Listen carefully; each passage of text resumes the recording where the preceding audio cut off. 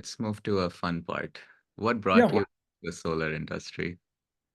yeah, that's a Why? great question because a buddy of mine called me 18 years ago and said, "Hey, you ought to look at solar." And I said, "What in the world is solar?" My thought was solar was just the solar thermal, right? People would use it to heat hot water. Uh, And so then when he explained it to me, I did a little more research. Energy independence was then the first thing that I went, "Oh my goodness, if Siddharth puts this on his roof, Siddharth owns his own energy," right? It's like having your own gas pump in your backyard, right? Where you make your own gasoline and you just put it in your car and you drive away. That's the way I equated it years ago, um, before electric cars, right? That was my thought process. And so energy independence really was what drove me to the industry and keeps me engaged, is because I truly want people to own their own destiny. Now, in the process, right, I've sold a whole bunch of PPAs that just provides clean energy, provides solar energy to the home, but it's not energy independence. But for many consumers, that's the best alternative for them. But to your question specifically, energy independence is what's driven me from the beginning. hmm. How about you? For me, it was climate change and just cleaner air. Uh, Mm-hmm. so I remember even in the city I grew up in, there were far fewer cars, far fewer roads and infrastructure, and but the air was clean. I remember that. So recently, I've seen that change. Right, there's a lot more pollution, lot more economic activity, and all of that is increasing the temperature of our world.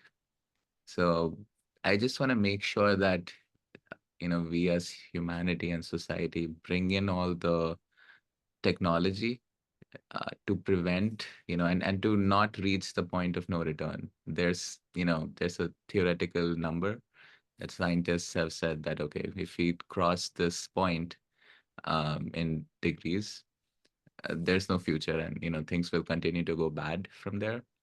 Obviously, there are different opinions. People say the number itself is very flexible between studies, and another viewpoint on this is that you know like as humans we always find a way and we always innovate, so whatever happens in the future, we will figure it out. So um so yeah, but my focus is like try to mitigate and try to not get have the world get any hotter or get any warmer. No, that's fair. And I think the good news is whether, because people that are listening to this are talking to consumers, right? That's the whole point, is consumers make decisions for why they want to go solar, why they want to have storage, why they want to go a more renewable route. And so just keep in mind, right, that consumers are driven by um, different decisions as well. So some will be a decision based upon climate change. Others will be based upon energy independence. It could be a combination of the two, because the good news is in my energy independence, I'm also Agree. changing the way people are powering their homes. They're changing the way that power is generated. So just keep that in mind if you're listening to this. Figure out what your consumer wants. Figure out what your drivers are for the consumer, because everything that you offer will fulfill whatever desires they have. Just don't give up one for the other. Don't just focus on energy independence. And your consumer really wants to be a climate change activist, right? Make sure you know what they want, and it could be it's it's two people together, right? You've got spouses in a house and one of them thinks one thing and one of them thinks the other. You can do both. So just keep that in mind as you're building your business, creating proposals, going out and selling. Yeah. Funny story, I was doing Uber Pool, Mhm. many times before. Before COVID, I think Uber had that service. Uh, and sometimes you talk to people and then you talk, okay, we're in solar, and then there's just a natural interest, right? Okay, what is solar? Should I get solar on my house? And most people don't know what solar can do for them. They know that solar is generally good. It will give you cleaner and cheaper energy than what you were paying. So they know all of that, but they never really know what it can do for them, right? So I used to just take out my laptop in the car, make a design, and then just tell them, okay, this is what it should ideally cost you within a certain range. This is the potential size, and I can connect you with an installer that I know who's in the city. And I think I would have done this maybe not too many times, maybe like 7, 8 times, but I know that three of them actually went solar. Oh, So very nice. yeah, and yeah, it was like economics is, I think, the starting point where obviously we're all trying to save money. That becomes a key driver. But apart from that, I think it was climate change and just contributing. Um, Right. that's a very local way of contribution. So that worked for me. So that was fun also. Give me a Oh lot of yeah, for sure. And I've had a bunch of conversations through the years in an Uber as well. I yeah. think the thing to keep in mind, right, is particularly in the US, solar production, renewable production has become so politicized that people will give you sound bites of why they're opposed to or in favor of, but they've never really done any research, right? My very first CEO, for years, I would listen to him, and this was 4 industries ago. This was 4 lifetimes ago. He would spend all his time because I could still pick up the phone right now and call him. And he's a great friend, has been a great friend and a great mentor, but he used to just battle against solar because Mm, he fell on one side politically. And mm, so that's the other thing to keep in mind, right, as you're running your business is don't let the political jargon one way or another, right, impact what it is that you try to do because, right, I told him for years, I said, dude, you can be opposed to it, but you've now spent 15 years arguing against it, and look at how much savings you would have had over the last 15 years. And about 4 years ago, he went solar. So he finally just said, all right, tell me about this. So instead of arguing, now he's saving money too. exactly. Always a silver lining to everything. Oh, for sure. What's all the good stuff happening? As you said, politically, uh, with Trump coming on, not interest rates recently going way high, solar stocks crashing in the market. Man, sometimes things just look very glum. What's your take on that?